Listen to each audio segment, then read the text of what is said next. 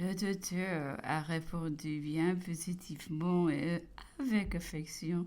Il a dit que son ministère, étant toute profession et entièrement étranger à la politique, il se considérait comme le médecin de sa personne et demeurait étranger à toute autre considération qui ne faisait aucun rapport qu'on ne lui on n'avait pas encore demandé qui imaginait des cas qui peuvent le porter à en faire que ça lui de maladies graves où il aurait besoin d'appeler le secours d'autres gens de l'art.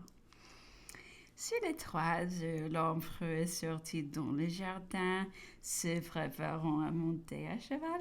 Il venait de dicter longuement à Gogo et avait à peu près complète son époque de 1815. Il était content de son travail. Je vous ai lui recommandé ensuite celle du consulat, cette époque si brillante, où une nation en dissolution se trouva magiquement récomposée un peu d'instant dans ses lois, sa religion, sa morale, dans les vrais principes, les préjugés honnêtes et brillants, les tout hauts applaudissements et à l'admiration universelle de l'univers s'étonnait. J'étais en Angleterre à cette époque-là, moi, c'était l'émigration. Lui, disais-je, avait été vivement frappé de tous ses actes. Les repas des prêtres, celui des émigrés avait été reçu comme un bienfait. La grande foule s'était empressée d'en profiter. L'empereur me demandait alors si ce mot amnistie ne nous avait pas choqué. Non, disais-je, nous savions toutes les difficultés que les premiers consuls avaient éprouvées à notre égard. Nous savions que tout le bon de cette mesure n'était dû qu'à lui, que lui seul était pour nous, que tout ce qu'il y avait de mauvais venait de ceux qu'il avait été obligé de combattre en notre faveur. Plus tard, j'ai rentré en France. Nous trouvions, il est vrai, que le consul eût pu nous traiter mieux à l'égard de nos biens et sans beaucoup de peine par la seule attitude silencieuse et passive. Son eût été assez peu mené pour tous les arrangements à l'amiable entre les dépouillés et les acheteurs. Sans doute, je dis peu, disait l'empereur, mais pouvais-je me fier assez à votre pour cela? Répondez. Sire, disais-je, à présent que je suis plus habitué aux affaires que je vois plus en grand, je comprends facilement que la politique le voulait ainsi. Les dernières circonstances ont montré combien c'était sage. Il ne fallait point désintéresser ainsi la nation. L'affaire des biens nationaux est en des premières arc-boutants de l'esprit du Parti national.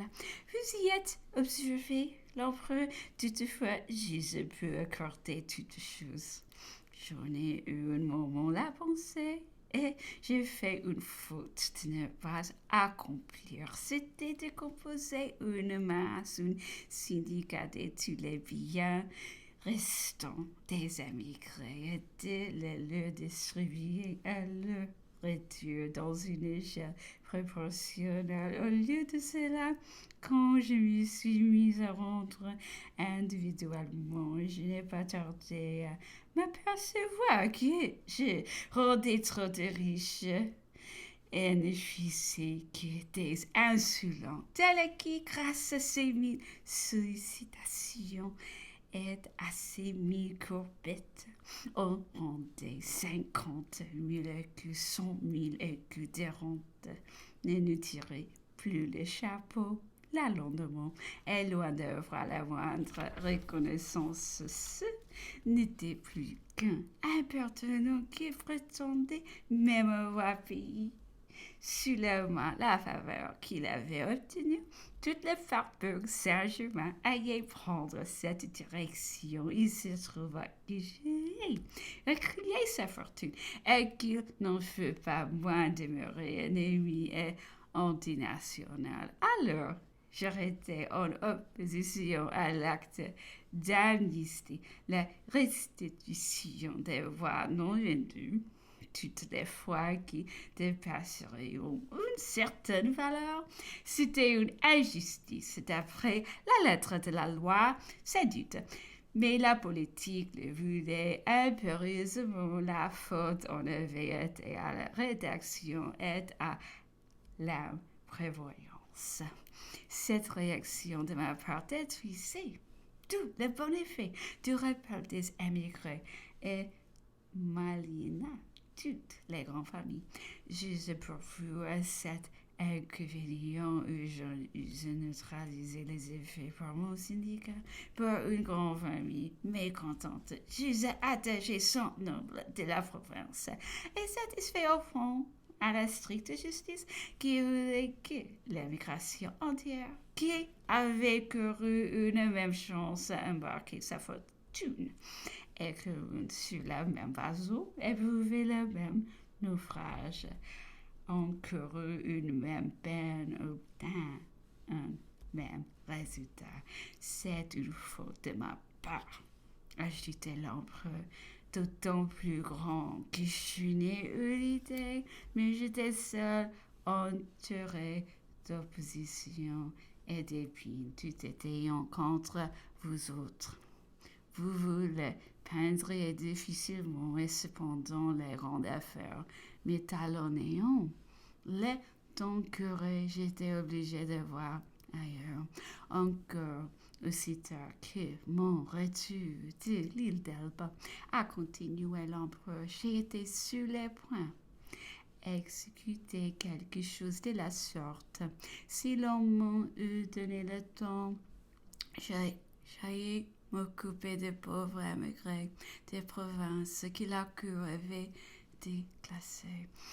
Et ce qu'il y a de ces singuliers, c'est que l'idée en avait été réveillée.